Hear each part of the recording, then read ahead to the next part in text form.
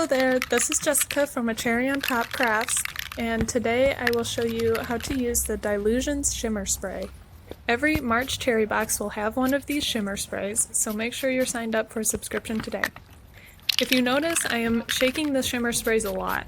I give them a really good shake the first time, and every time I use them, I give them another shake. This is because they have a shimmer powder in them, and it will separate from the ink and settle at the bottom. So to make sure that it is equally distributed, make sure to give it a shake.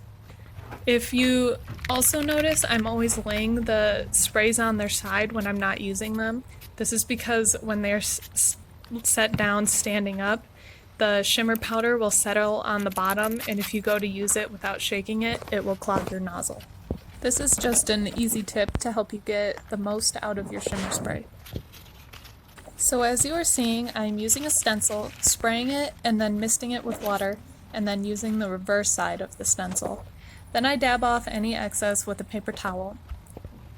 And as you see, when I went back to my first page, because I flipped the page over so quickly and didn't let it dry, it also printed on the page next to it, which creates a cool mirror effect. And now, because I'm just testing things out, I decided to add this spiderweb stencil on top.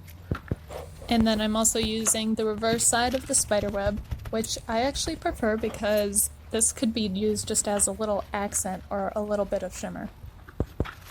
The more you dab off your shimmer spray, the less shiny it becomes, and here I decided that this page was a little too much for me, so I'm dabbing and then spraying with water to blend it out. And I was really amazed with this journal paper because it's not blending and breaking down, which is what most paper would do with this much rubbing.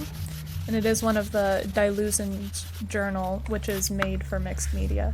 And you can see how well it's withstanding. And with this next technique, I'm going to show you that you don't always have to go crazy with this stuff and adding a ton every time like I have been doing. You can just add a couple spritz here and there for an accent. And now I'm going back to adding a lot and going a little crazy. I am adding so much on this one page because I'm going to press the pages together.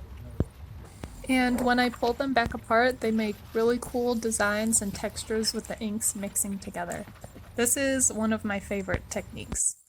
Well, thank you for watching this video. I hope you enjoyed it.